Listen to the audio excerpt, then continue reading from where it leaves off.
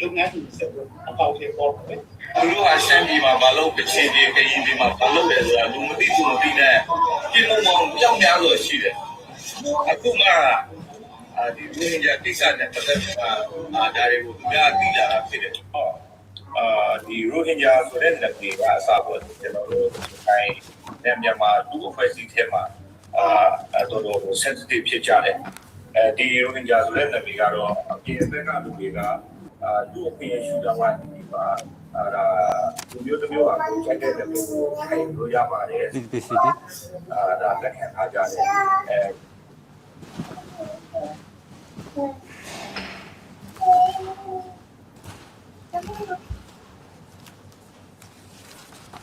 ဒီဖြစ်တဲ့ဒီရိုဟင်ဂျာဆိုတဲ့လက်ကြီးကတော့အပြင်ဘက်ကလူတွေကလူအပြင်ရှူတာမှလူမျိုးတစ်မျိုးကကိုကြိုက်တဲ့လူကိုခိုင်းလို့ရပါတယ်ဒီဖြစ်ဒါလက်ခံ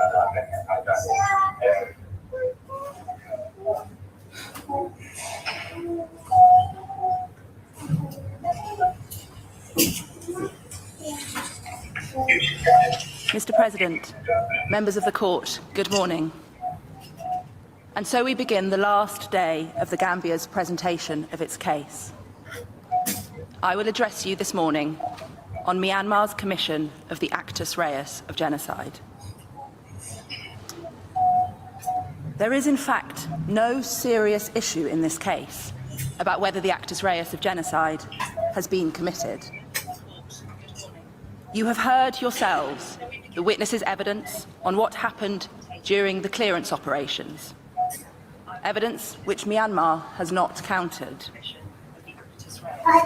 In the villages where our 3 witnesses lived, Minji, Chukpien, Maung Nu, and in many other villages across northern Rakhine State, the Myanmar military indisputably committed atrocities. Whether those atrocities were genocide, because of the inferences to be drawn from the evidence, because they targeted a substantial part of the Rohingya group, those are questions of mens rea, not actus reus, and they will be addressed by Professor Sands and Mr. Reichler in the speeches which follow this morning. For actus reus, the focus is on what was done, not why it was done. Proving actus reus requires simply proving that any of the acts described in Article 2 of the Convention were committed against members of the Rohingya group. So we ask of the evidence, was anyone killed? Was anyone caused serious bodily or mental harm? Were conditions of life deliberately inflicted on the group which were calculated to cause their destruction? Were measures imposed which were intended to restrict births within the group? In respect of all of these, the answer is yes. Mr. President, members of the court, in 2 painful but powerful days last week, you heard from the Gambia's witnesses of how their lives, their families, were decimated by Myanmar's genocidal campaign. Their experiences are repeated in over 40 signed witness statements and in hundreds of further accounts obtained by the FFM and the IIMM. There is no doubt that there were killings within the terms of Article 2A. Mr. Blom-Cooper suggested last week that the Gambia has failed to distinguish between killings which fall within the terms of Article 2, as opposed to the killings of those actively involved in the violence, or unintentional collateral casualties, which do not. The reality, however, is that trying to focus on this distinction, a distinction that the Gambia accepts exists in the law, does not assist Myanmar. The evidence is clear and unwavering. Innocent civilians were intentionally killed. Witness MS's daughter was intentionally shot as she tried to flee. His wife and 4 other children were intentionally forced into a burning building to die.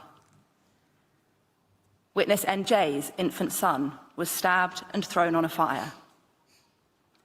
There is no possible argument that these children were people actively involved in violence. There is no evidence, nor any assertion that they were, nor indeed that they were collateral casualties. The circumstances of their deaths speak for themselves. Even Myanmar's own evidence, which Mr. Suleiman took you to yesterday, is that 376 ARSA terrorists were killed in the second wave of the clearance operations. What then of the 9,600 other people who were killed at minimum? Myanmar provides no case that they were combatants nor collateral casualties. The perpetration of killings within the terms of Article 2A is convincingly established. Mr. President, as a final point on the actus reus of paragraph A, I underscore that it does not matter for this stage of the court's analysis how many Rohingya were killed. Mr. Blom-Cooper suggested last week that 10,000 deaths were not enough to establish the actus reus of killing because it is not enough people to contribute to the physical destruction of the group as a whole. Even putting to one side the fact that the figure of 10,000 is noted by the FFM to be a likely underestimate, limited in particular by Myanmar's destruction of evidence and its refusal to cooperate with international organisations to conduct investigations, and that there are some estimates that the death toll was more than twice as high. The Gambia does not accept that there is a numeric threshold which must be reached for the actus reus of genocidal killing to have occurred. Any act of killing is inherently capable of contributing to the destruction of the group. While the number of group members targeted and affected may be relevant to whether genocidal intent is established, an issue which was raised by Judge Orescu in his questions to the parties, and which will be answered more fully by Professor Sands in his speech which follows. There is no quantitative requirement imposed on the actus reus. The 10,000 deaths, at least, which were caused by the Tatmadaw during the clearance operations, were each a human tragedy, and they were each a genocidal act within the meaning of Article 2A. Alongside those acts, Myanmar caused serious bodily or mental harm to members of the Rohingya group within the terms of Article 2B of the Convention.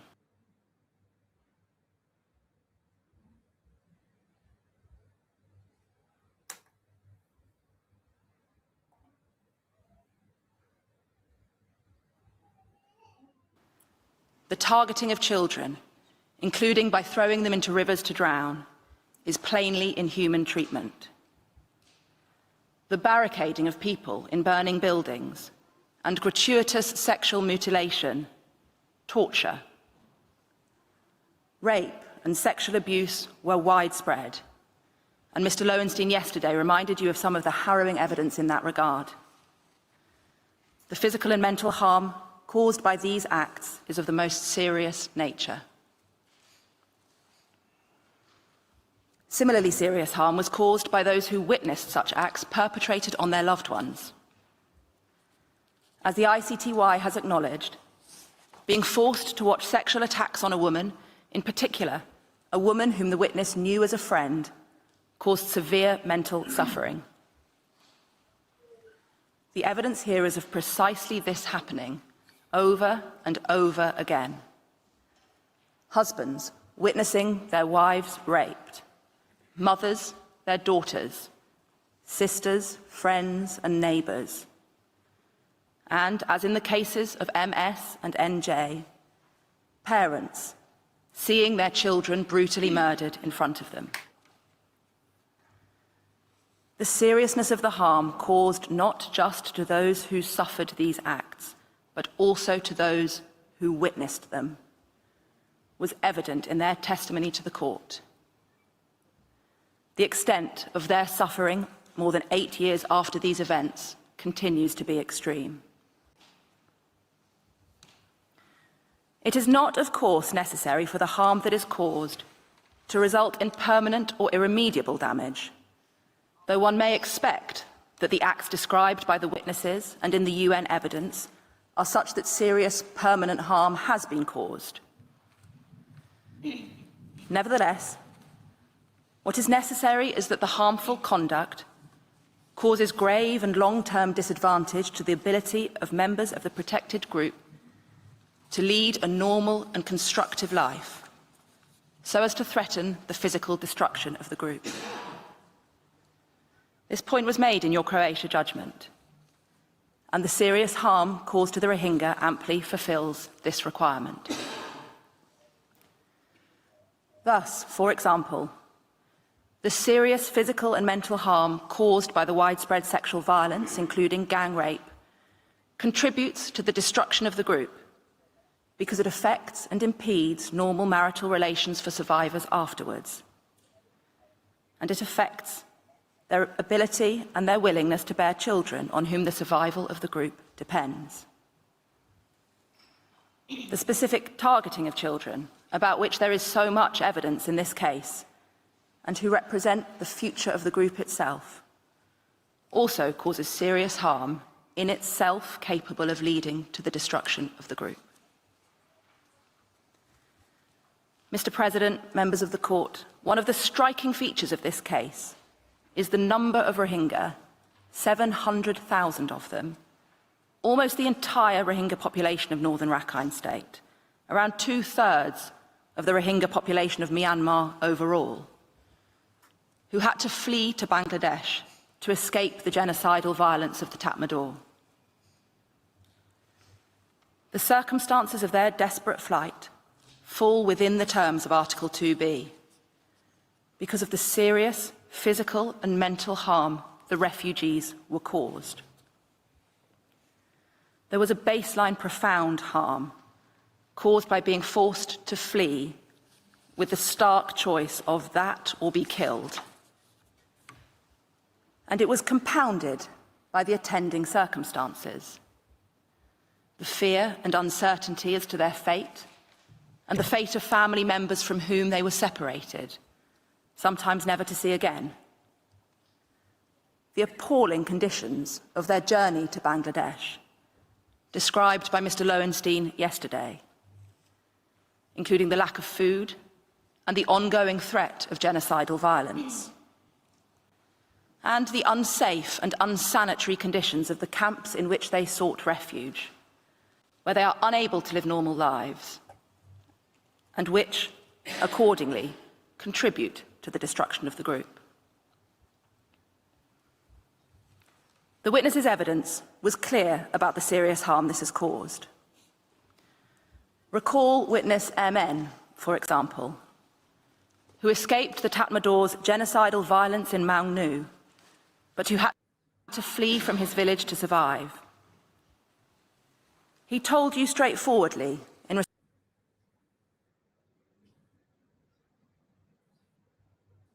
response to a question from Judge Nolte, that he was, and I quote, afraid of being killed if I didn't flee. The consequence is that he has never been able to bury and properly mourn his murdered father. You saw for yourselves the continuing mental harm that has caused him.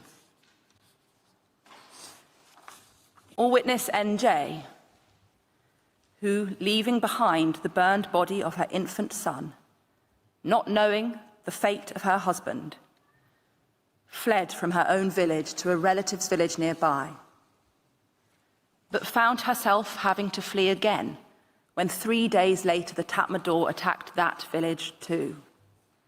And so she commenced her arduous journey to the relative safety of Bangladesh. Members of the group were undoubtedly caused serious harm by the extensive physical and sexual violence to which they were subjected and which they witnessed. And they were also caused serious mental harm, equal perpetration and effect, by the circumstances of their flight to Bangladesh.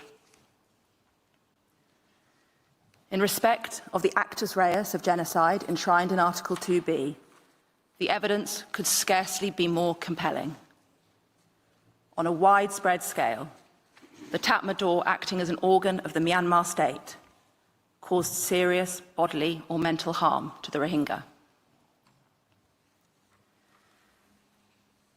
Mr. President, because this is the second round of presentations and because you underscored on Friday the need for the parties to be succinct in our submissions, I am not going to address the Court today on the aspects of actus reus enshrined in Article 2C and D, intentionally inflicting conditions of life calculated to bring about the physical destruction of the group, and imposing measures intended to prevent births within the group.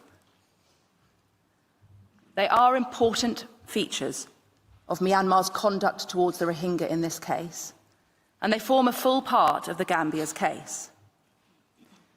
The evidence shows that Myanmar perpetrated them. But you have our case on them. It was fully set out in Mr. Lowenstein's speech in the first round. I do not need to repeat it. And of course, it is sufficient for the purposes of your determination if any manifestation of the actus reus was committed, a feature which, on the body of evidence that exists, is conclusively established in this case. Indeed, Mr. President, members of the Court, when you consider all of the evidence in this case together, the signed witness statements before you of survivors and eyewitness, the hundreds of statements taken and relied on by the UNFFM and IIMM, the satellite imagery, the NGO reports, when you consider what all of that evidence shows, evidence on which, as Mr. Reichler explained yesterday, you can place substantial weight, there can be no doubt about the existence of the actus reus of genocide. Sadly, the evidence easily reaches the threshold of fully convincing.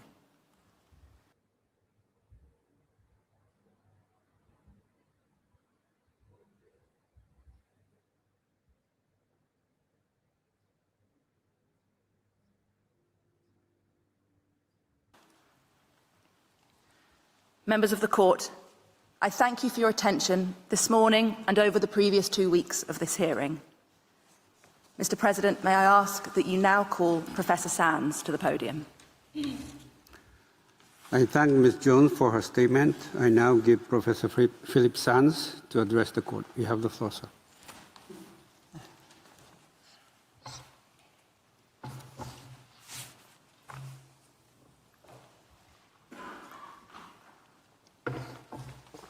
Mr. President, members of the Court, I turn now to the important question of dolus specialis. As in our first round presentations, this is a subject on which Mr. Reichler and I will both address you. It is, of course, the decisive issue in this case.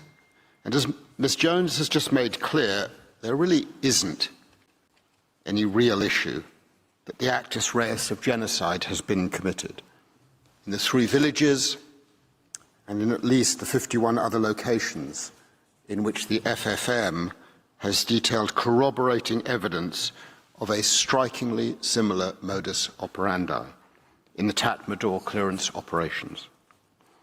And so it falls to you to determine, in the light of the irrefutable evidence on actus reus, whether, when they were performing the heinous clearance operations across northern Rakhine State as an organ of the Union of Myanmar, the Tatmadaw were targeting a substantial part of the Rohingya group, and whether they were doing so with the intent to destroy the group. in whole or in part.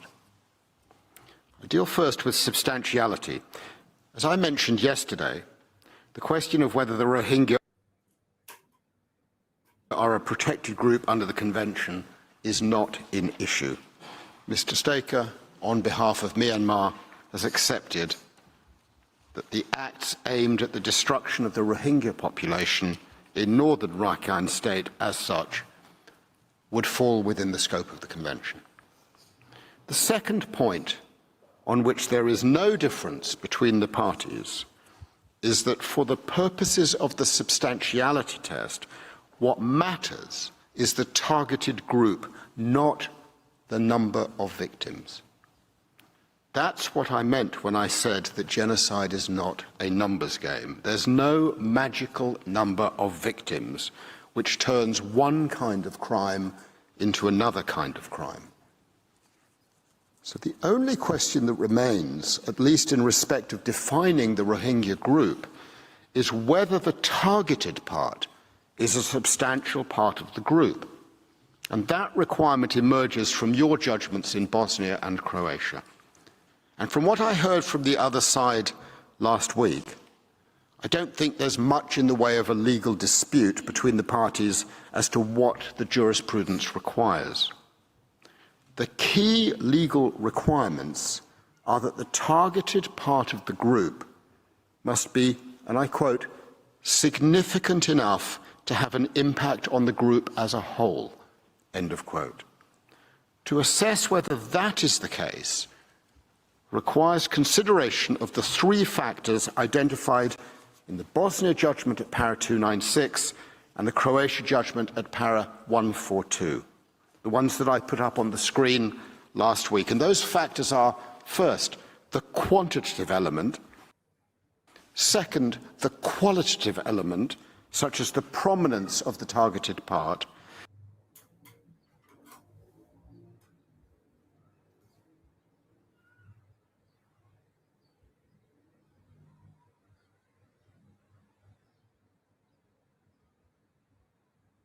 part of the Rohingya population. And the part that they targeted with intent to destroy was the part of the Rohingya group who lived in northern Rakhine State. Northern Rakhine State, as you now know, is comprised of the three townships about which you have heard so much over the last 2 weeks: Mangdor, Butidung, and Rathedung townships. The Rohingya who lived in these areas and who were targeted by Myanmar's genocidal campaign are, by any reasonable standard, a substantial part of the group overall. The metrics this court set out in Bosnia and Croatia make that clear. I'll here answer Judge Aurescu's question about the relevance of numbers to mens rea. And this is the first way, sir, in which the relevance arises. Numbers will be relevant as one of the factors which bear on whether the intention of Myanmar to target a part of the group for destruction was substantial. If Myanmar had targeted a single home or a single person, that would not be substantial. But it didn't target a single home or a single person. It targeted tens of thousands of homes and over 800,000 human beings. And numbers also arise, sir, in respect of another respect of mens rea, namely the consideration of the pattern of conduct and whether the only reasonable inference to be drawn from it is genocidal intent. I'm going to address that later, but want to flag at this point, in light of your question, Judge Aurescu, that I'm dealing here with one aspect of mens rea to which we say numbers are relevant, the substantiality of the targeted group. As to the quantitative criterion for substantiality, the FFM estimated that the Rohingya population in Myanmar before the clearance operations was 1.2 million. Some 2/3 of that population lived in the three townships comprising northern Rakhine State. That is about 800,000 individual human beings. And of these, around 700,000 Rohingya fled to Bangladesh in 2017. That's nearly 90% of those living in northern Rakhine State, and 2/3 of the entire Rohingya population in the country as a whole. Can this court really say that this is not a substantial number? Can counsel for Myanmar really make that argument? We don't think so. On purely numeric grounds, the part of the group that was targeted was manifestly substantial. Allow me to respond here to the question put by ad hoc Judge Kress, also on behalf of Judge Charlesworth, namely whether the Gambia has evidence as to the overall population of the villages targeted in the second wave of clearance operations and of the 178 villages alleged to have been burned or razed during or after the operations. The answer to those questions is yes, up to a point. However, it's difficult to answer the question with any degree of precision because Myanmar hasn't registered Rohingya children or included the Rohingya population in the official census. So there are no official figures that record the Rohingya population when the clearance operations began. Nevertheless, and notwithstanding the absence of official figures, we do have some numbers to share with you based on the numbers that Myanmar provided in Annex 465 of its counter memorial. And these state, if you add up each individual line, that the Rohingya population of Mungdor Township in 2017 was, and I apologize for the detailed numbers, 492,263 of a total population, including Hindus and other Myanmar describes as nationals, of 528,812.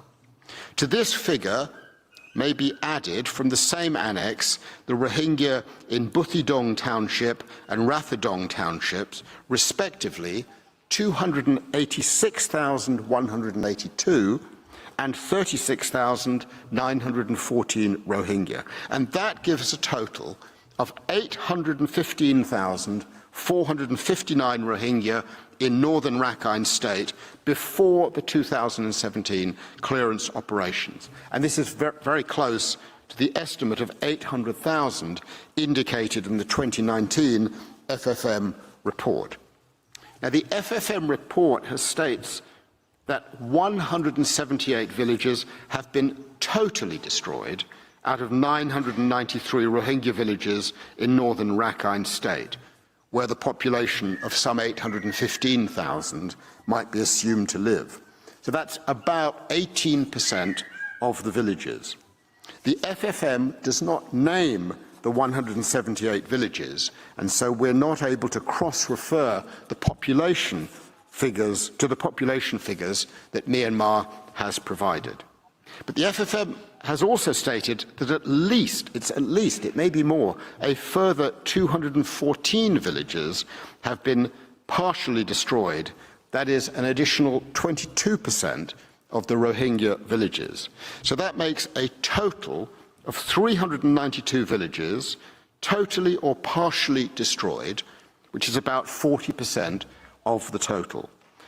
If you assume that the Rohingya population might be evenly spread across all of the villages, 40% of the Rohingya population equates to some 326,000 people. So as regards your question, ad hoc Judge Kress and Judge Charlesworth, as to the overall population of the 178 villages burned or razed during or after the operations, on the basis of the figures that I've just set out, we would estimate the population to be around 146,000 Rohingya. As regards your question on the overall population of the villages targeted in the second wave of clearance operations, we're not able to give an estimate. What we are able to estimate is the overall population of villages targeted and totally or partially destroyed during all the clearance operations. That population of the 392 villages, and of course it may be more, is around 322,000 people. If the targeted population is taken as all those living in northern Rakhine State, then we're talking about 815,459 people. And the evidence before you shows that some 700,000 Rohingya fled for their lives. What these figures offer is clear support for the conclusion that the targeted Rohingya population included all those living in northern Rakhine State, 815,000 or so people. Whether you take that figure, or 146,000 people, or 326,000 people, the number is, we say, substantial by any reasonable standard. I pause here to address Myanmar's argument that the targeted part of the group was not substantial because the estimates are that a mere 10 to 25,000 Rohingya were killed in the clearance operations. A couple of points. First, that is a lot of human beings.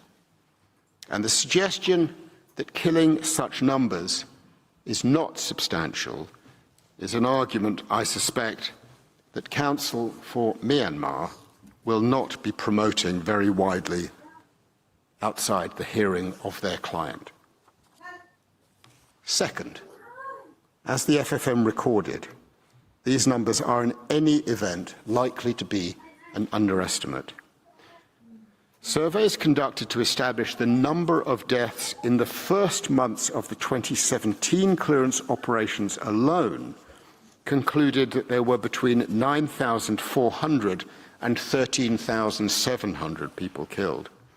And even then, these numbers reflect only deaths for which there was a surviving family member eyewitness. And as you've heard from Professor Dargent yesterday and from Ms. Al-Amin in our first round, Myanmar has gone out of its way to destroy the evidence, including the evidence of the burial of large numbers of bodies in mass graves. And that, we assume, is partly why they used bulldozers. The total number of those killed will never be known. As the FFM concluded, the number of deaths cited in its reports are only conservative estimates. Third, I want to underscore that it's the targeted part of the group that must be substantial, not the numbers of victims in the final reckoning. Professor Miron agreed with that in her speech last week. And as Professor Newton made clear in answer to the question posed by Judge Brandt, it would not change the facts of what happened, the pattern of conduct in respect of the targeted part of the group, if the Tatmadaw fired into crowds of fleeing Rohingya but happened to miss all of them. It would not alter the substantiality of the targeted part of the group if the babies thrown into wells and rivers and flames were in fact saved. The requirement for substantiality is not about the end result. It's about those towards whom the genocidal actors target their intentions and the genocidal acts that follow. And fourth, as I'm sure you have not forgotten, killing, as Ms. Jones said, is not the only genocidal act. Causing serious bodily and mental harm is also a genocidal act. Many more than 10,000 Rohingya were victims of beatings, stabbings, gunshot wounds and rapes. And 700,000 of them fled to Bangladesh to escape being killed or raped or mistreated or all of the above, with all the serious physical and mental harm that attaches to having to flee and to then have to live in difficult conditions, and then know that you likely will never return to your home. On Friday, you heard from witness M1. She described her trauma, and she was able to return to Myanmar after 1 month and 5 days. And you heard her describe how she still suffers today. The 10 to 25,000 Rohingya who lost their lives in the course of Myanmar's genocidal campaign are, of course, in a sense, the headline victims. But the 700,000 who fled to Bangladesh for their lives were no less targeted than their murdered brothers and sisters. Each and every one of them is also a victim of this genocide, and they form a substantial part of the group, the targeted group. And of course, amongst them are a huge number of children. And many people today in the Great Hall of Justice will have had their own family experiences, as I do, with my own mother, having seen what it means for a person to have gone through the trauma of separation and displacement as a child. The consequences are something that that person will carry for the rest of their lives. It never goes away. The fact that you have escaped with your life does not mean you are not a victim of genocide. And I hope that Council for Myanmar will not seek to argue the contrary. I turn to the qualitative factors. The Rohingya of northern Rakhine State are emblematic of the Rohingya group as a whole, because northern Rakhine State is the only part of Myanmar where the Rohingya were a majority of the population, particularly in Mangdao and Buthidaung townships. In 2017, based on the figures that I mentioned that Myanmar has provided, the Rohingya made up about 80% of the population of northern Rakhine State. So just as Srebrenica was of immense strategic importance to the Bosnian leadership in the aim of creating an ethnically Serb state, so too was northern Rakhine State to the Myanmar leadership. The Rohingya of northern Rakhine State needed to be destroyed because it was the one place where they predominated, the one place which aberrated from an ethnically Rakhine Myanmar. And so to target them in this area was to target an emblematic part of the Rohingya community, the destruction of which would substantially affect the survival of the group. And this also means that Myanmar's frankly hopeless argument that it had a greater opportunity to destroy the group and did not take it because it did not target those Rohingya who were in IDP camps in Sitwe completely flounders. May I just say what a terrible argument that is, and I hope we will not hear it again. The Rohingya of the IDP camps outside northern Rakhine State were not the targeted part of the group during the clearance operations. On this third factor, opportunity available to the perpetrators, Myanmar once again, as you will have heard and seen for yourselves, cherry picks at the evidence. It says that because there were occasions when Rohingya were allowed to flee or encountered members of the Tatmadaw while they were fleeing, and amazingly they were not killed, that means the targeted part of the group wasn't substantial, or there wasn't an intent to destroy them. This analysis, if you can call it that, commits two basic errors. First, as I've said, it reduces genocide to murder and killing, and that's wrong, because there are 5 genocidal acts in Article 2, 4 of which were committed in this case. The fleeing Rohingya were subject to genocidal acts within Article 2b, and it was not necessary for them also to be killed in order for them to form a part of the targeted group. The second error is that it suggests that specific examples of perpetrators refraining from killing members of the group is enough to counteract all the other evidence before you that they acted with genocidal intent. This included, as you now know, abundant evidence. You heard it from witness MS, who told you about his young daughter being shot as she fled crossing a river, that those fleeing were not just left to make their way to Bangladesh, but were indiscriminately fired at as they fled, or had their boats intentionally sunk by the Tatmadaw so that they drowned rather than make it to the relative safety of Bangladesh. Mr. Reichel will have more to say about these events. The point here is that the court's assessment of genocidal intent has to be made by consideration of all of the evidence taken together. As the Ptolemaic trial chamber explained, this approach is in line with the fluid concept of intent.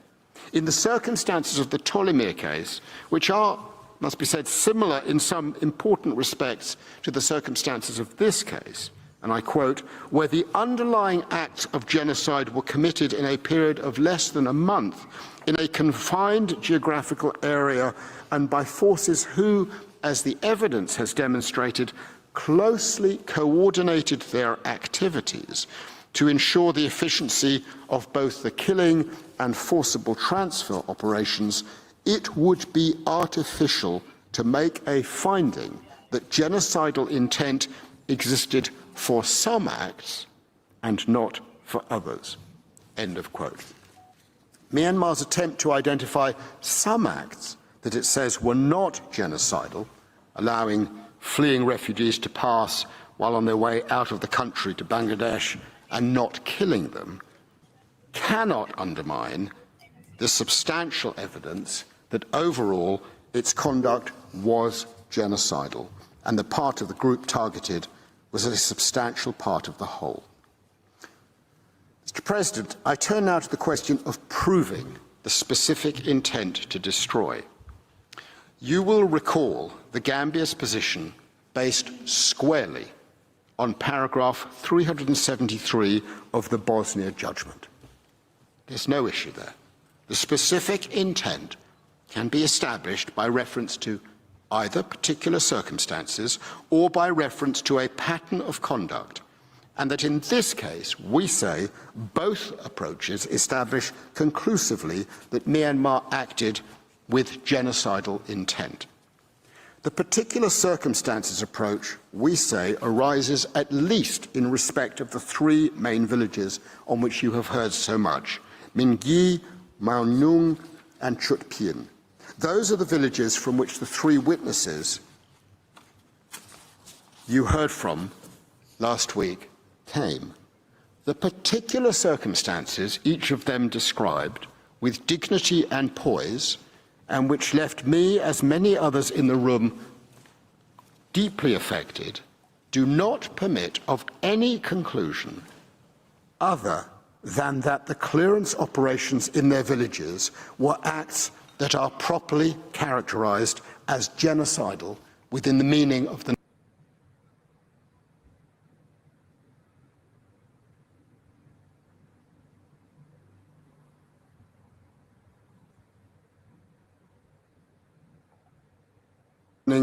of his wife and 4 other children inside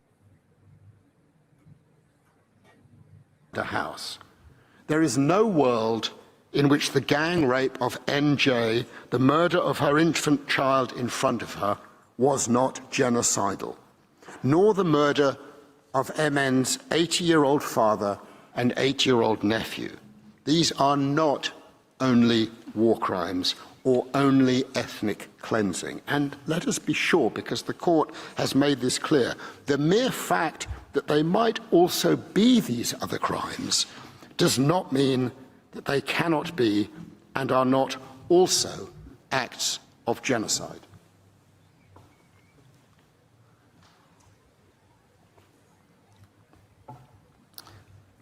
That what was done to witness NJ and her child was an act of genocide is confirmed by the case law.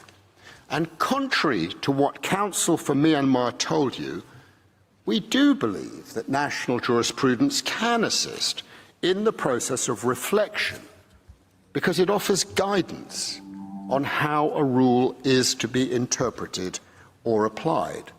And in this regard, we have found instructive, especially instructive, the jurisprudence from Germany, because it interprets and applies a definition of genocide that is in effect a direct transposition of the language of Article 2 of the 1948 Convention, and because the judgments cite two international judgments, including the judgments of the International Court of Justice, for assistance in interpreting and applying German domestic law.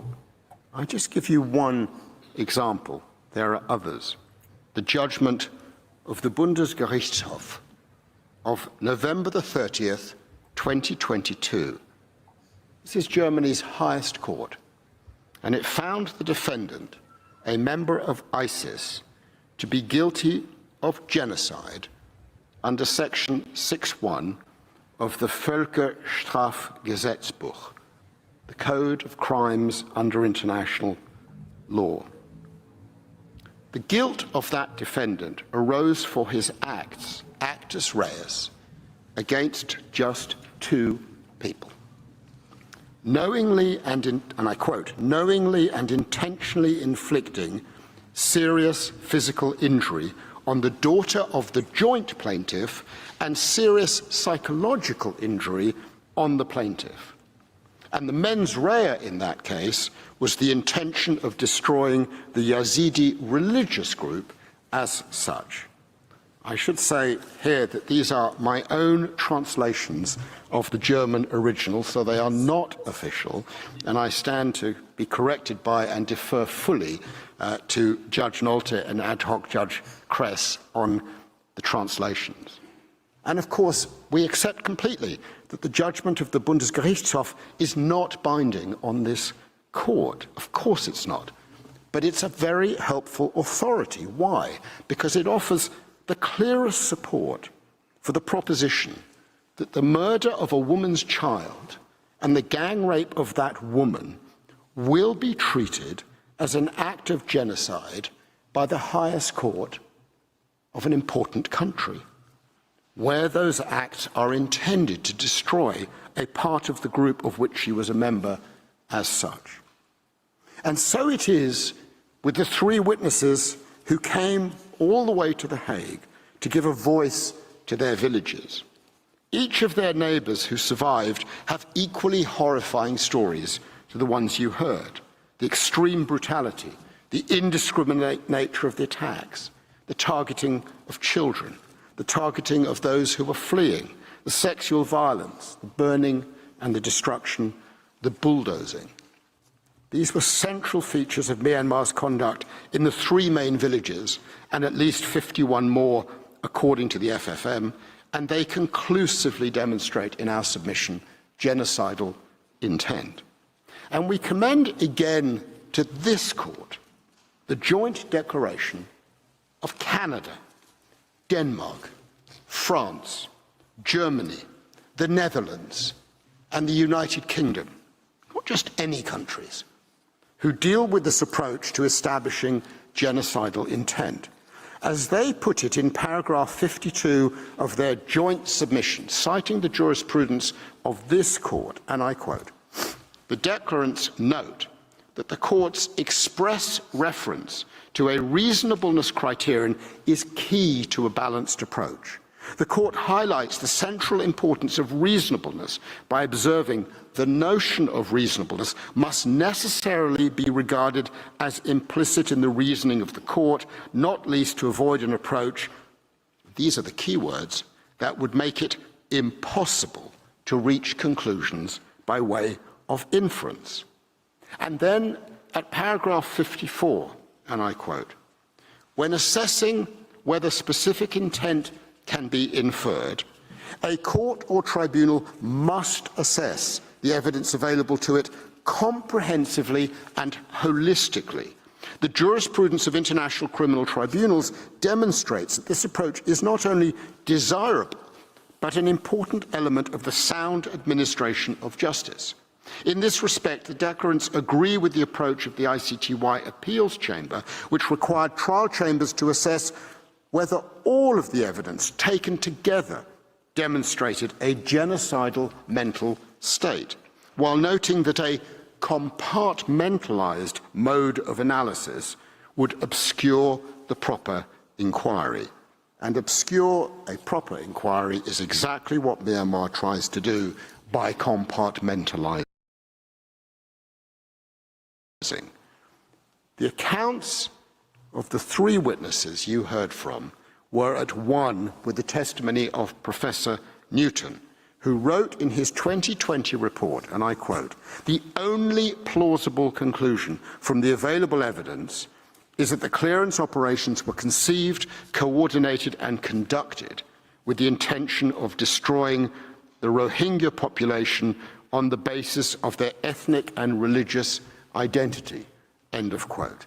And of course, that report from 2020 could have been challenged. They could have found an expert to say, he's wrong. They've had 5 years to do that.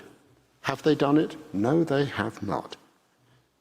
When this text, these words, were put to Professor Newton by Mr. Hooper last week, what did Professor Newton say? I quote, "For a person who is solely a military expert, but based on this evidence, sir, I absolutely stand by that statement," end of quote. He has not budged in the face of everything Myanmar has raised. The pattern of conduct is clear and fully conclusive in being established across those three villages and extended to the wider number of villages subjected to clearance operations, at least the 54 for which the UN had substantial corroborated evidence. My colleagues addressed this in detail yesterday, Mr. Lowenstein and Ms. Al-Amin last week. And so here we turn to the only reasonable inference standard. Again, I flag, in response to your question, Judge Arescu, that numbers, particularly in terms of the scale of what occurred, are relevant in this sense. They serve as evidence that genocidal intent is a reasonable, and indeed the only reasonable inference to be drawn, the only explanation that can make any sense for why the Tatmadaw acted as they did. You've heard plenty over the last 2 weeks about the 7 indicators of genocidal intent that the FFM identified from all of the evidence. You've heard from us how those indicators mirror the factors identified by this court in its judgment in Croatia. Myanmar has tried to suggest that the Gambia's reliance on them somehow reverses the burden of proof or amounts to an attempt to create a new approach to establishing genocidal intent, or is somehow circular. These arguments are wrong. They rest on complete mischaracterizations of what we said and what the FFM was doing in identifying and then relying on the 7 indicators, and what we are seeking to do by also referring to them. These indicators are not, as Myanmar tried to suggest, identifying a new freestanding basis for finding genocidal intent to be applied across future cases and with a certain number needing to be fulfilled before a genocide can be committed. The suggestion is absurd. The FFM did not invent these indicators. It drew them directly from the jurisprudence of the ICTY and the ICTR, and that's why we feel able to refer to them. The key point is that they are all evidential features of this case, features which the evidence shows characterized Myanmar's conduct towards the Rohingya of northern Rakhine State in 2016 and 27, features which, in the FFM's view, demonstrate that Myanmar acted with genocidal intent. and they are relied on by the Gambia for no greater purpose than to show that on analysis of the evidence, this is what is clear. Myanmar acted with a genocidal intent. It acted with this intent, as the FFM concluded, and as we say this court should conclude, because its discriminatory policies, its hate speech, its pre-planning and organisation, its extreme brutality, its sexual violence, its targeting of children, its destruction of evidence, its impunity for the perpetrators, its failure to cooperate with the UN cannot reasonably be understood in any other way. If Myanmar is right in its suggestion that these aspects of the evidence are not to be taken into account when considering whether a genocidal intent existed, then on what is this court supposed to base its findings? This is the evidence in this case. It is through an assessment of all of the evidence taken together, comprehensively, holistically, not compartmentalized, as the 6 interveners put it, that the court is required to reach its conclusions on intent. And it is from all of this evidence, which demonstrates the presence of these 7 features, that the inescapable, inevitable conclusion is presented that Myanmar acted with genocidal intent.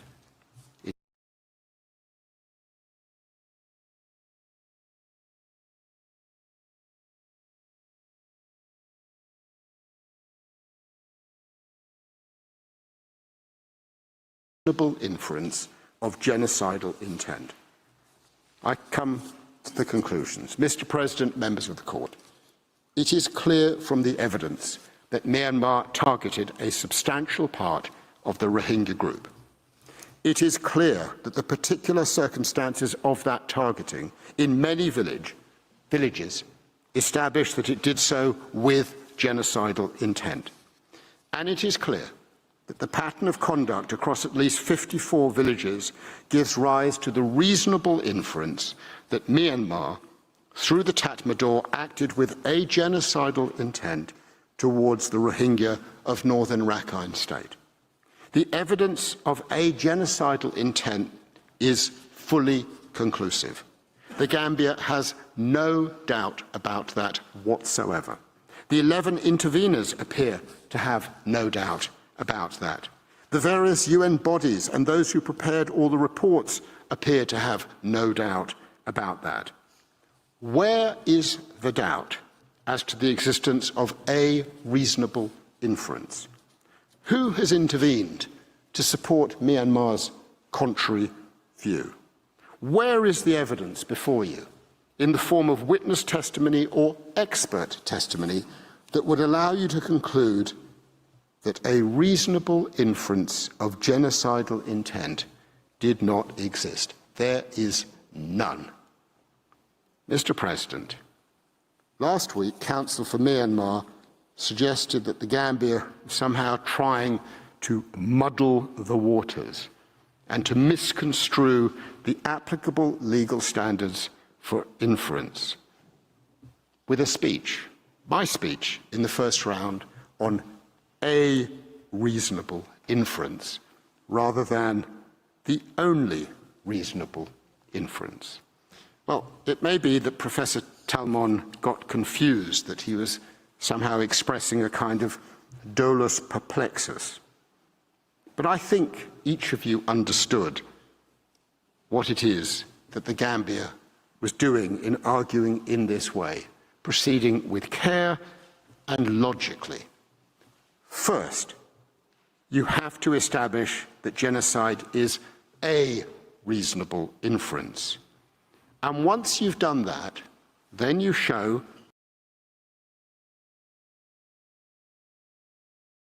that it's the only reasonable inference. That seems pretty logical to us. It's not muddled waters. It's not even muddied waters. It's clear waters, it's clear intention, it's clear and fully convincing evidence. Mr. President, members of the court, this brings to a close my arguments in this case. I'd like to take the opportunity to thank my junior, Jessica Jones, for her outstanding assistance over the past 6 years. And I'd also like to thank Ms. Sun Yung Huang, Ms. Jennifer Shopman, and Ms. Nancy Lopez for their incredible support in relation to the preparation of my speeches and of others. I thank you for your continued attention once more today and over the past 3 weeks. And now I invite you to call to the bar my dear friend and colleague, Mr. Paul Reichler, and he will address the point that Professor Talmon is waiting for. Genocidal intent is indeed the only reasonable inference to be drawn from the evidence before you. Thank you. I thank Professor Sands for her statement. I now give the floor to Mr. Reichler to address the court. You have the floor, sir.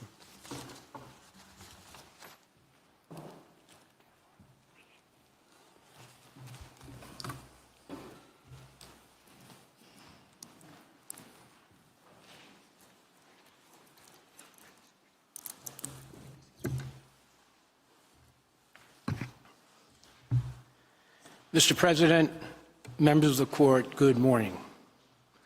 I will address you, as I did in the first round, on why Myanmar's intent to destroy the Rohingya group is the only reasonable inference that the evidence permits you to draw from its pattern of conduct. I may refer to some of the points in my first speech, but I will not repeat them. I will focus on responding to Myanmar's arguments about their intent in carrying out the clearance operations in 2016 and 2017, as you heard from them last week. One of the great benefits of oral hearings is that the parties have relatively little time, as compared to the written phase of the pleadings, to present their arguments. With experienced counsel on both sides, this normally results in their concentration on the main issues and brings the principal points of disagreement into sharp focus for the court, especially by the time we get to the second round. And such is the case here, with respect to the disagreement on Myanmar's intent in carrying out the clearance operations in the manner it did. For the Gambia, as you know, the evidence is compelling and fully convincing that Myanmar acted with the intent to destroy the Rohingya population in northern Rakhine State for the reasons Professor Sands and my colleagues who spoke yesterday have explained.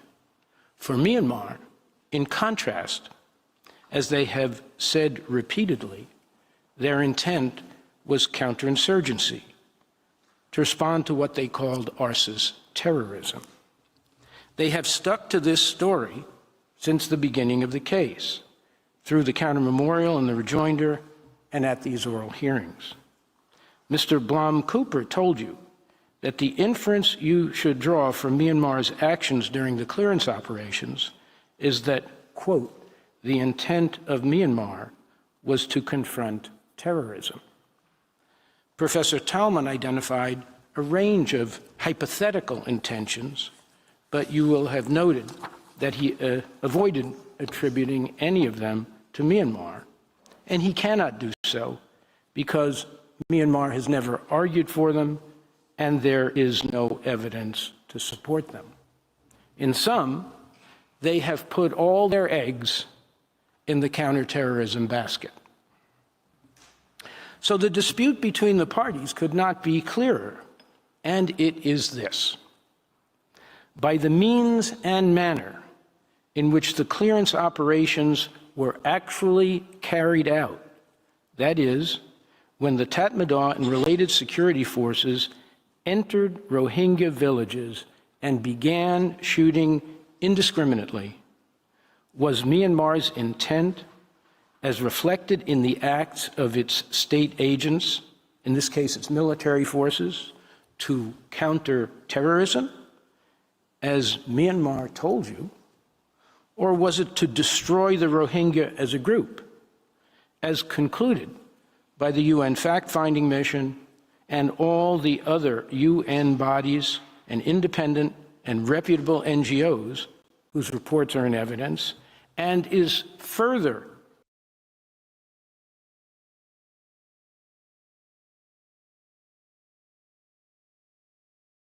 evidenced by the testimony of all of the Gambia's witnesses, both in person and in written statements, and in the reports and testimony of Professor Newton, the only expert witness to have submitted reports and appeared before you. That is the key question for you to answer. In regard to this key question, I will make several points. First, it is now agreed by the parties that genocide can occur during counterterrorism operations. This is a huge point. As Professor Sands pointed out yesterday, Myanmar's lead counsel, Mr. Staker, expressly conceded this at the hearings. The issue is now beyond dispute. Genocide can accompany counterterrorism operations. The mere existence of counterterrorism or other military operations does not prevent the court from finding that Myanmar carried out these operations with genocidal intent. This is fully consistent with the ICTR's judgment in the Akiyesu case,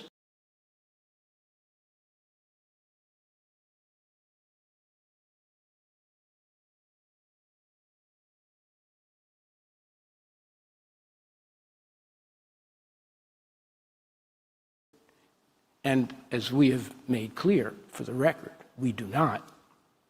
That still doesn't cut it for Myanmar. Thanks to Mr. Staker's admission, confirming what they said previously and repeatedly in their written pleadings, the fact that there was a counterterrorism operation in progress, if that was indeed the case, is pure context.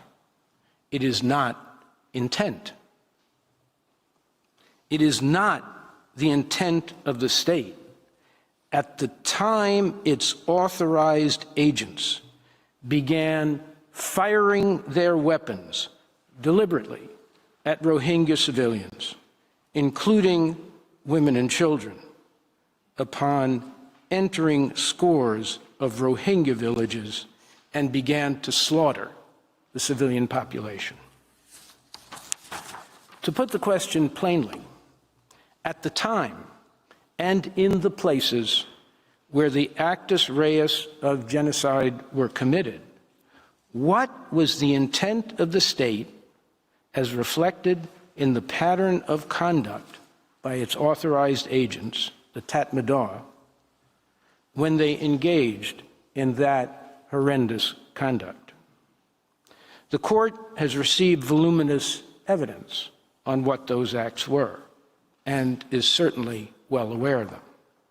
They were highlighted by Professor Newton on cross-examination, in which he spelled out the various elements of the genocidal modus operandi employed by the Tatmadaw in at least 54 Rohingya villages, based on the findings and conclusions of the UN fact-finding mission. Citations to his testimony and the specific paragraphs of the FFM report to which he referred will appear in footnote. Yesterday, I enumerated them in my speech, as did Ms. Ho, and Mr. Lowenstein, and Mr. Suleiman. Again, citations will appear in footnote. I will avoid further repetition of them. I am confident you know them well and don't need to hear them again from me now. Mr. President, you have been told by Professor Newton during his cross-examination that this modus operandi violated every core principle of a counterterrorism doctrine that is universally accepted, including by Myanmar. Myanmar's acceptance of the doctrine is reflected in the rules of engagement that Tatmadaw prepared for these operations, which state on their first page that they applied to operations against ARSA. As Professor Newton told you, there was no problem with the content of the rules of engagement. The problem was that they were completely ignored in the orders that were given to the soldiers to act as they did, and in the conduct, the pattern of conduct of the soldiers in carrying out those orders in village after village. Every rule was ignored and violated. The fact that multiple Tatmadaw units deliberately, blatantly, flagrantly, egregiously, and consistently violated these rules in scores of Rohingya villages, spread all across northern Rakhine State, while under the command of their officers, is compelling and convincing and conclusive evidence that counterterrorism was not and could not have been their intent. We say the means and manner by which the clearance operations were conducted against the Rohingya rule out any possible reasonable inference that the operations were conducted with the intent to combat terrorism. The court must, of course, examine the totality of the evidence and make its own determination of what is reasonable to infer from this pattern of conduct. In doing so, it is, of course, free to consider other possible inferences as to intent beyond the two inferences advocated respectively by the parties. If Myanmar's intent was not counterterrorism, as it stubbornly continues to maintain, what could its intent have been other than to destroy the Rohingya group in whole or in part? For example, given the mass exodus of Rohingyas to Bangladesh, does the evidence convince you that Myanmar's intent was to forcibly displace or to ethnically cleanse the Rohingya group rather than to destroy it? Myanmar has not made that argument, and we say it cannot do so because there is no basis in the evidence from which you could reasonably infer that this was Myanmar's intent. The question was put to Professor Newton last Thursday. He was asked, could this have been ethnic cleansing? This was his response, which I will quote in full to avoid any suggestion that we are using it selectively. Based on the facts, as I saw them in the FFM, in those at least 54 up to 76 incidents, my opinion is that it is not ethnic cleansing based on the pattern of practice, the mass rape, the fact that it is documented in multiple witness statements that while those rapes are occurring, they're racist, there are insults, there are ethnic slurs, that the fact that babies are killed, that babies are thrown into burning houses, others are thrown into wells, others are thrown into the river. Ethnic cleansing does not involve killing the children of a particular group. The fact that men were slaughtered after, and sometimes they were hung. The fact that you're shooting at fleeing refugees, emphasis in original. If ethnic cleansing is your goal, you don't keep shooting. You don't put troops on the river as people are fleeing into Bangladesh. Bangladesh and sink boats as they're about to get into Bangladesh. And there are others. But the totality of the pattern, sir, says to me that this is not just ethnic cleansing. Professor Newton's testimony is fully supported by the evidence in the FFM's reports, including the following passages from the 2018 report in regard specifically to the targeting and killing of refugees while they were trying to cross the border into Bangladesh. Quote, soldiers opened fire on groups of Rohingya at or close to the border crossing points, including large numbers gathered at the shores of the Bay of Bengal or Naf River while waiting to cross into Bangladesh. Soldiers also shot at boats carrying Rohingya to Bangladesh, resulting in further casualties. Soldiers also used large knives to kill or attempt to kill Rohingya individuals crossing the border. Landmines were planted by Tatmadaw soldiers along border crossing points in northern Mongdaw Township. Soldiers were seen by witnesses laying mines in border areas after 25 August 2017. This indicates that the use of landmines was intended to target fleeing Rohingya civilians and to prevent those who had already left from returning. Data from Médecins Sans Frontières indicated the scale of violent deaths en route to Bangladesh, noting that 13.4% of violent deaths occurred during the period between displacement from their village and arrival in Bangladesh. These facts and many others set out in the fact-finding mission's report led the FFM to reject forced displacement as a reasonable inference of Myanmar's intent, based on the Tatmadaw's modus operandi and pattern of conduct. This is from the 2018 report. I apologize again for the long quote, but it's important not to quote selectively.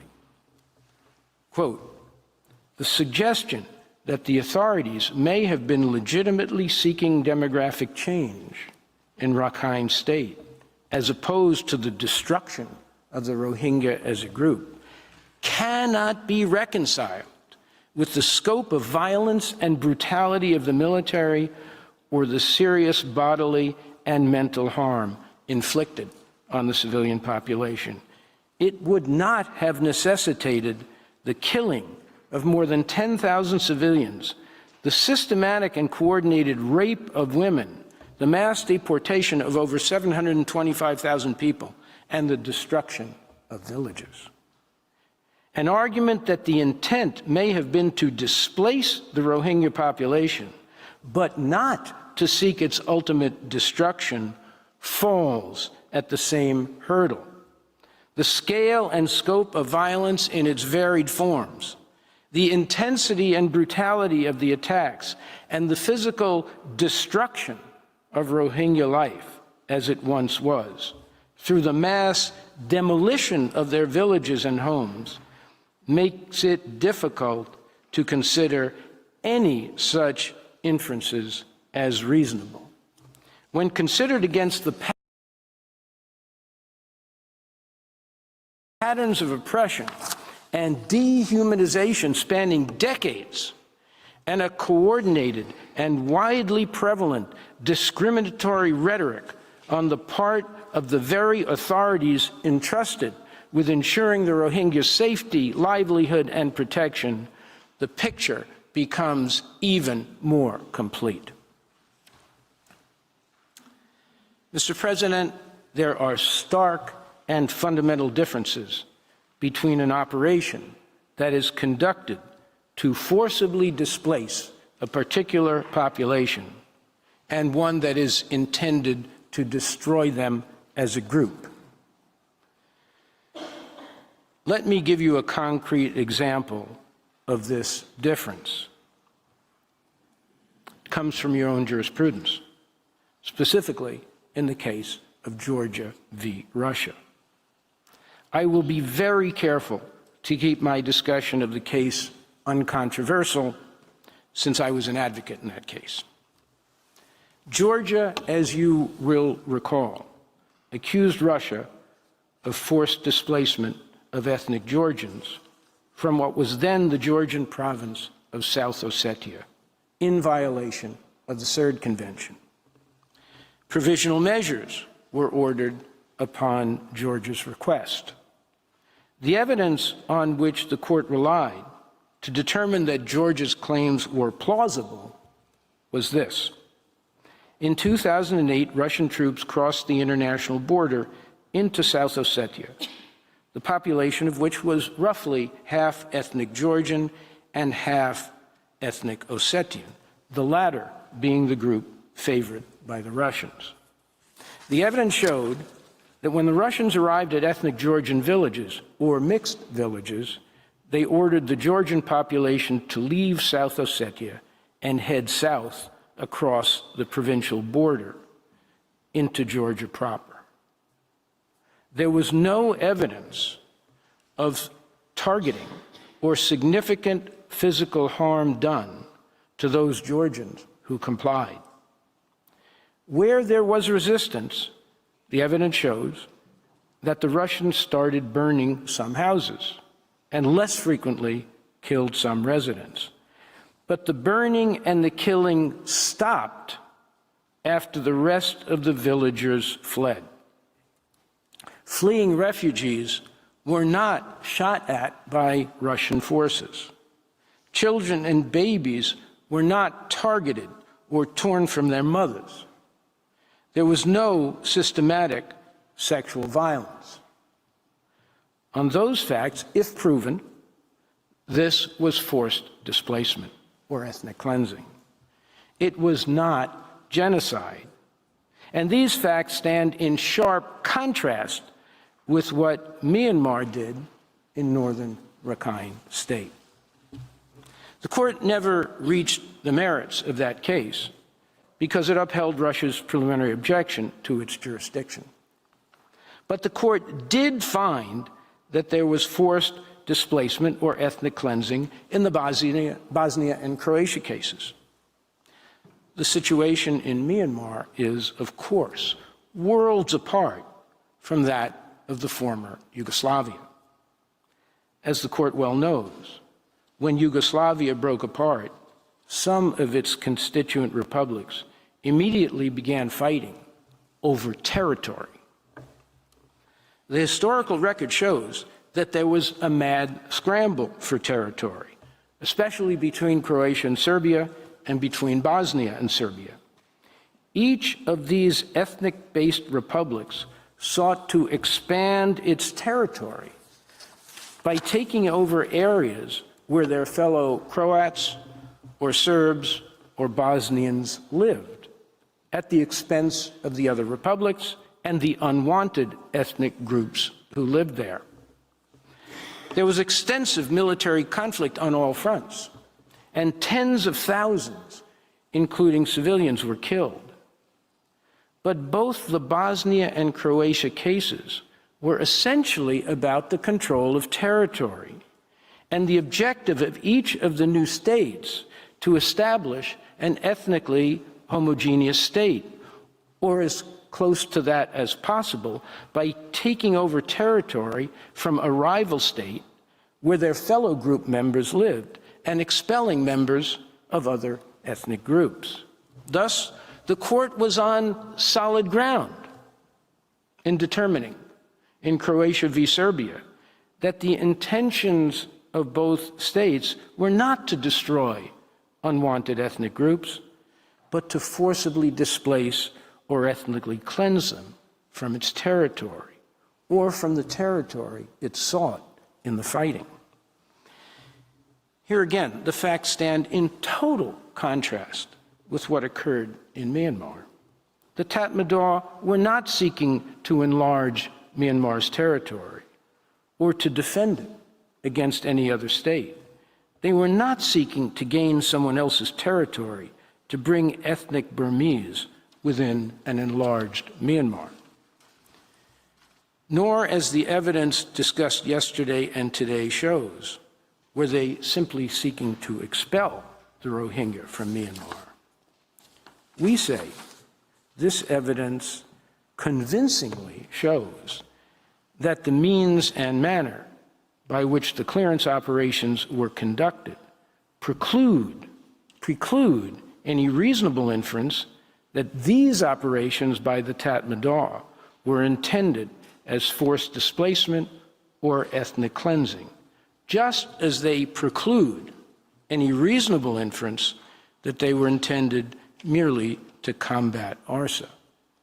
As you have seen, this is what the UN fact-finding mission concluded. And there is still another very compelling reason why it is not even arguable that Myanmar acted with the intent to forcibly displace the Rohingya group from its territory. Myanmar categorically denies that this was its intent, repeatedly. Last Tuesday, Myanmar told you in no uncertain terms that, in the words of Mr. Blom Cooper, the, quote, large movement of Bengalis from Rakhine State to Bangladesh was not the product of a deliberate policy or intent to systematically displace the population into Bangladesh. In its written pleadings, in at least 5 different places, Myanmar makes the same denial. Here is just one example of their multiple denials that they intended to ethnically cleanse or forcibly displace the Rohingyas. This is from the rejoinder. The fact that Myanmar entered into arrangements for the repatriation of those who went to Bangladesh in 1978 and in 1991-1992, and is willing and prepared to accept repatriation of those currently in Bangladesh, is inconsistent with the alleged intention to remove this population from Myanmar. Mr. President, if there is one thing in respect to mens rea that the parties agree upon, it is that Myanmar did not act with an intent to forcibly displace or ethnically cleanse its Rohingya population. It would be striking in such circumstances, and especially in light of the totality of the evidence, including the express findings of the UN fact-finding mission, for the court to determine, notwithstanding the parties' agreement on this point, that Myanmar's intention was to forcibly displace or ethnically cleanse the Rohingya group from northern Rakhine State. The court would be adopting a position that neither party has argued for, that both parties reject, and which is completely belied by the evidence, including expert testimony. To be sure, hundreds of thousands of Rohingyas fled to Bangladesh. But this was because it was the only place to which they could escape being killed by the Tatmadaw, since it was close by and accessible by land or by river crossing, at least for the majority of Rohingyas from northern Rakhine State, and Bangladesh, to its honor, mercifully kept the border open to these refugees. Yes, there might have been a few Tatmadaw soldiers who did not interfere with these border crossings, but they were the exceptions rather than the rule. The fact that so many Rohingyas made it to Bangladesh was not due to the Tatmadaw's kindness, but to the sheer volume of the refugee flow, which made it impossible to stop.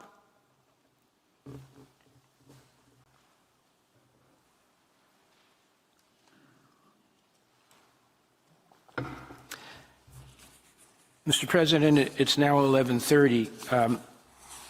If I may, I would like to continue with my speech if a coffee break is desired before I finish. May I suggest that a convenient place to stop would be after paragraph 29, but I'm in your hands. I think you should complete your statement. Thank you, Mr. President. I regret to say that we cannot avoid the suspicion that Myanmar, out of desperation, might change its narrative in the second round after we have finished speaking, and there is no opportunity for us to respond further. Subtly, but not so subtly that we did not notice, Professor Talman recalled at the close of his speech on 16 January that 6 years ago at the hearings on provisional measures in December 2019, Myanmar's former counsel, Mr. Shabas, who resigned after the military coup, suggested that there might be other explanations for Myanmar's conduct, including, quote, ethnic cleansing. Was Professor Talman dropping this breadcrumb so that they could say they mentioned it in the first round, thus making it fair game for their second round? We hope not. It would be quite unseemly for Myanmar to make a 180-degree reversal of its long-held position in the second round. And it would be directly contrary to Mr. Blom Cooper's renewed assurances last week that forced displacement was not Myanmar's intent. But even if they leave Mr. Blom Cooper hanging out to dry in the second round, there are other reasons why a reversal of their position would not preclude you from concluding that the only reasonable inference, the only reasonable conclusion to be drawn from the totality of the evidence is that Myanmar acted with the intent to destroy the Rohingya as a group. As I pointed out in the first round, even in a case which is not this one, where there has been forced displacement or ethnic cleansing, a finding of genocidal intent may still be made if the court finds that the intent of the displacement was to destroy the group. On this point, it is worth recalling the court's language in each of its prior cases under the 1948 Convention. In the Bosnia case, the court said, quote, "This is not to say that acts described as ethnic cleansing may never constitute genocide, if they are such as to be characterized as, for example, deliberately inflicting on the group conditions of life calculated to bring about its physical destruction in whole or in part. That is to say, with a view to the destruction of the group as distinct from its removal from the region." That is this case. To the same effect, in Croatia, the court explained that genocidal intent could have been established. That is, that the intent to destroy the group was the only reasonable inference if the evidence had shown that the, quote, forced displacement was carried out in circumstances calculated to result in the total or partial physical destruction of the group. This case certainly meets that standard. As the court has made clear, depending on the totality of the evidence, even where the court has found ethnic cleansing or forced displacement to have occurred, it can also find genocide if these practices, if these actions reflect the intent of the state acting through its authorized agents to destroy the protected group.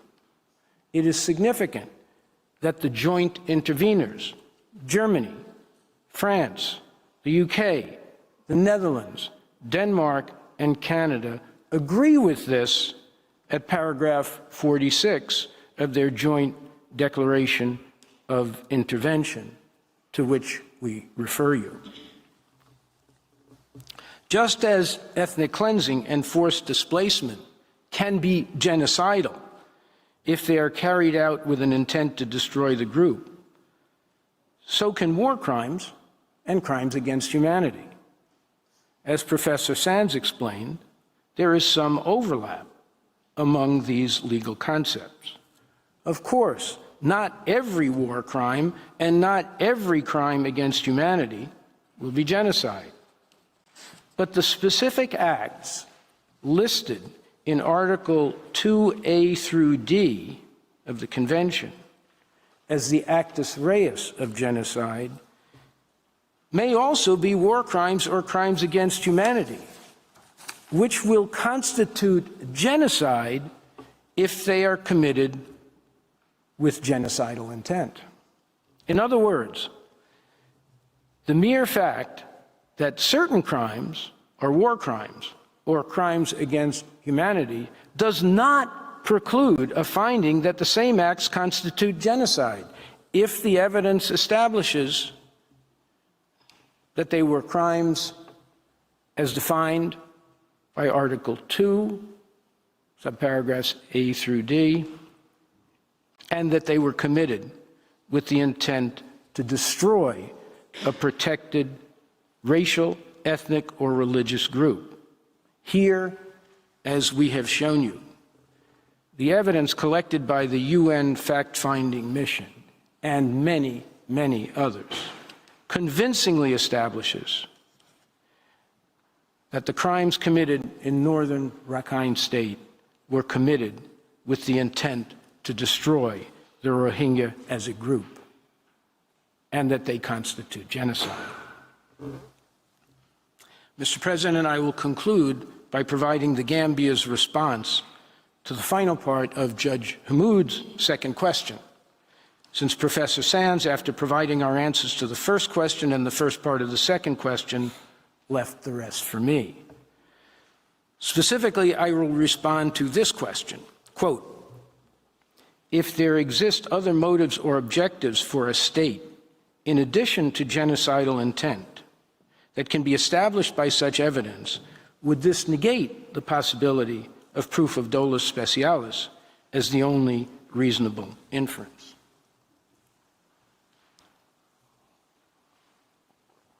First, we thank Judge Hammoud for this question. And our concise answer is no. This would not negate dolus specialis as the only reasonable inference. And I will explain why this is so. First, or second, as the Court has recognized, drawing from consistent ICTY jurisprudence, there is a clear difference between motive or objective of an act or operation and the intent with which it is carried out by the agents of the state. I addressed this issue in the first round, and rather than repeat myself, which we have been urged not to do, I will refer you to my discussion of this point at pages 37 to 43, paragraphs 16 to 34 of the transcript for Wednesday afternoon, 14 January.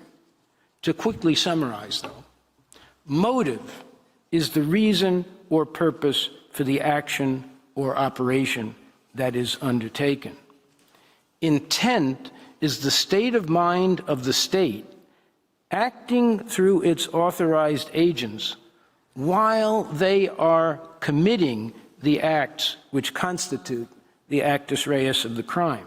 In this case, the crimes listed in Article 2A to D of the 1948 Convention. The Court recognized the difference between motive and intent in the Bosnia case, where it stated that the intent to commit genocide is, quote, to be distinguished from other reasons or motives the perpetrator may have. It found in that case that a Serb militia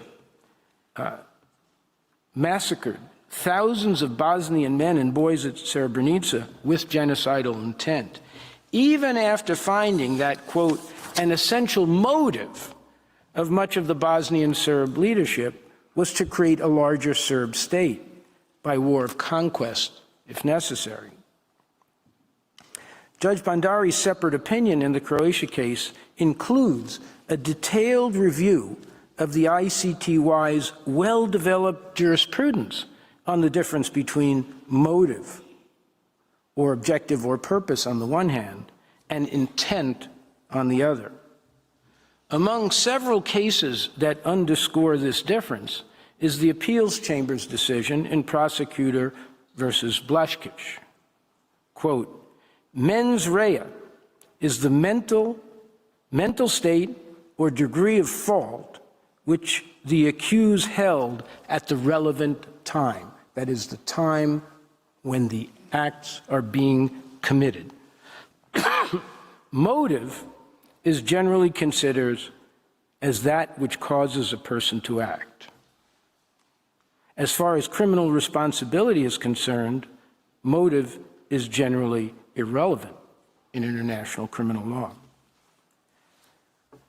The Gambia agrees with what the ICTY rulings cited by Judge Bandari say, quote, that genocidal intent may exist simultaneously with other ulterior motives. This point is not or should not be contentious.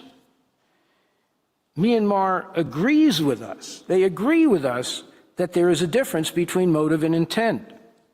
Professor Talman acknowledged this on 16 January, and I quote his words, quote, motive and intent are not the same. And as I said previously, Mr. Staker agreed that even if counterterrorism was Myanmar's motive or objective, that would not rule out that the Tatmadaw acted with genocidal intent.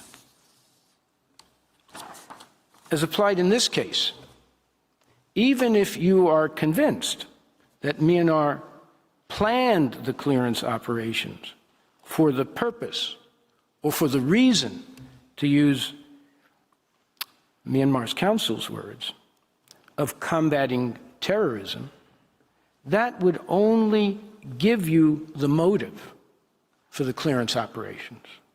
What matters under the Genocide Convention is the intent of the state at the very time its authorities were carrying out these operations in the Rohingya villages of northern Rakhine State. At the very time they were attacking innocent civilians indiscriminately, segregating and executing men and boys, raping and gang raping women and girls, killing children and infants, tossing them into fires, burning Rohingya homes and entire villages, targeting and killing fleeing refugees before they could escape to safety in Bangladesh.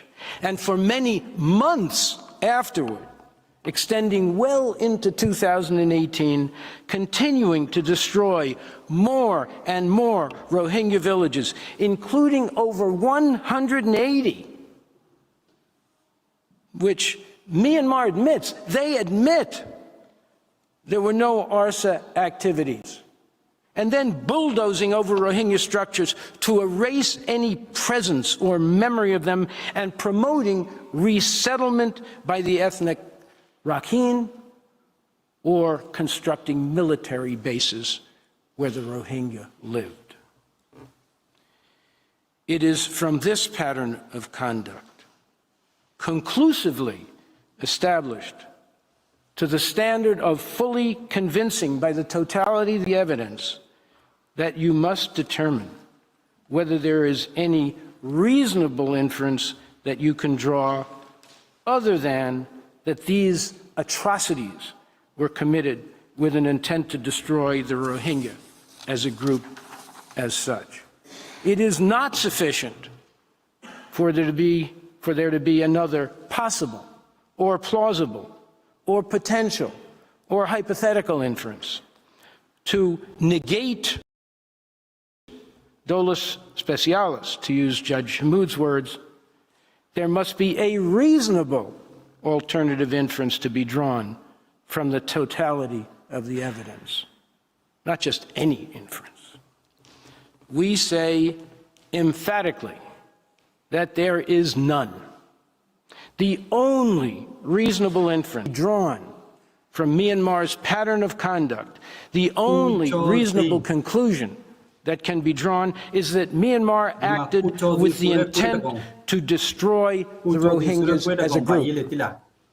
This is the very definition of genocide. It is the court's own definition. To the nation because I will conclude with the same words with which I concluded my speech on this subject last week, which are the court's words in the Bosnia case. Quote, where these requirements are satisfied, the law must not shy away from referring to the crime committed by its proper name.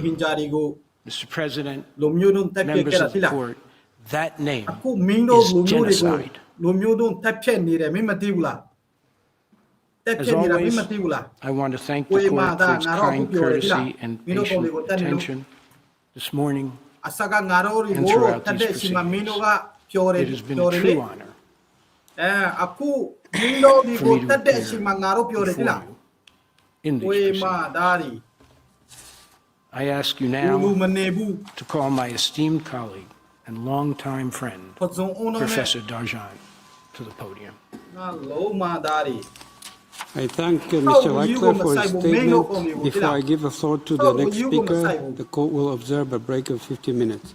The sitting is suspended.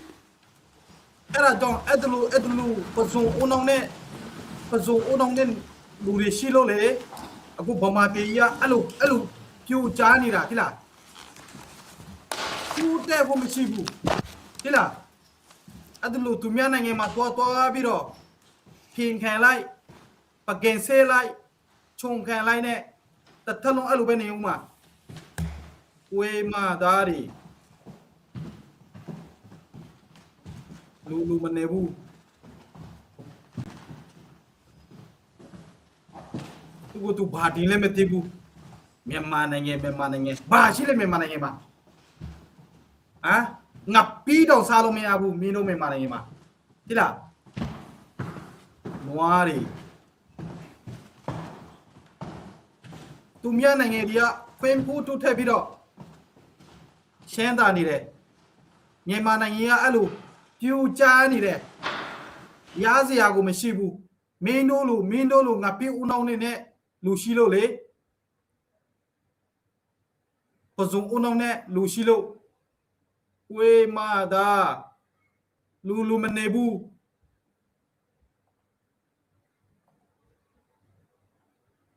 Lulu Manebu, who chose in Surekon of Pionira. Eri Namalu of Pionira.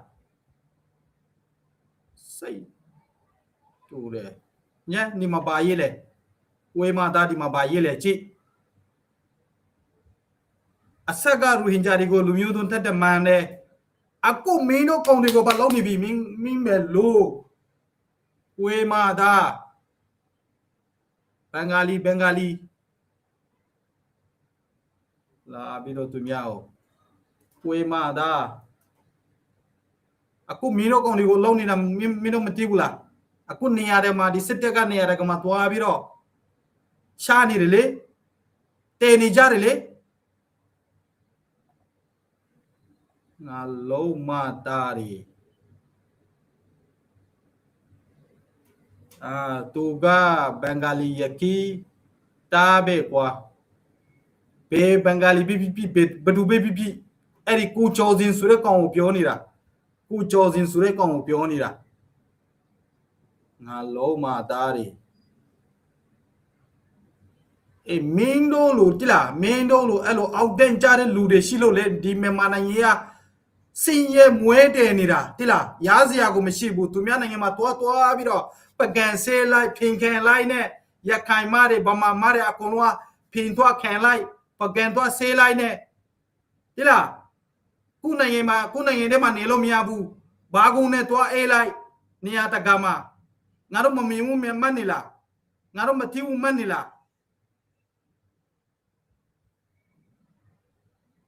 adle itara hendila gori gori itara hendila fonsa de makin loyero borma mata ta kadde tala borma yan fosi dar gode borma yan hondila dar goy borma hode deshian duniyan nozor made bre fonsi golor gode po be gulune ala borma tu neli re e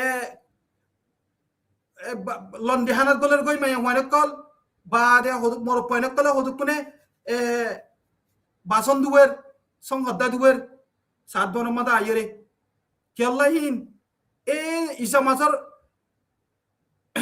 masar go dema kutu mata mada asito bormari nutun atala deshian 210 orbo gori fijar kidibo na lo ma dare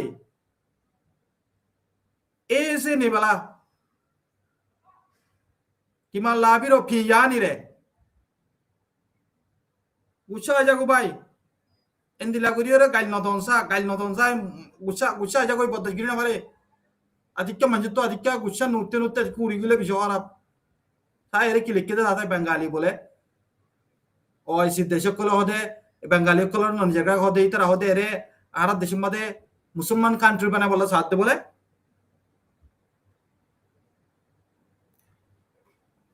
awe gucha bisha giya era sudir fuwain hendila isa masur god damaglere fakkat deto lana bormat deshian hendila god sar goi bormat deshian mada ara shantina majdena ya tarar duhun marer military re bol diye to arar majede time made ya fottidin tarar hun mar di era sudir fuwain dehin no deki fida haite but hoye fottidin ও বাজি পুংরি চং পর্যন্ত এ টুরর জাদি পর্যন্ত গব মারে দবাই ফেলে দেবে সাপ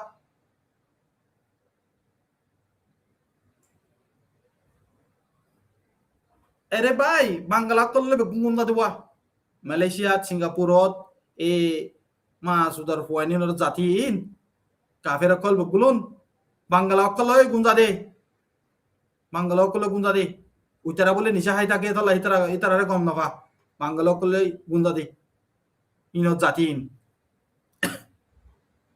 মজ্ঞানী বর্মানি অকল গুলুন বাঙ্গাল করলে গুন্দা দি তাই ইতারা ইনর কি ইজ্জত হেরিও মে মানাঙ্গে লাথি মারি গুংরাবার হেরিও মে মানাঙ্গে বজারে military re abe gora shuru de halar fa halai ki asite bormayan made bormayan fosite ar kichu nai nijor desh bili hoyera ara to ki anor watanor mono tule debo নহলে কি আছে দেড়ে ara jobinian made o idiyan la buli re aja jobinian bili hoyere handit debo annole namodno ditam নিজের ওতনিয়ান নয়তো বলি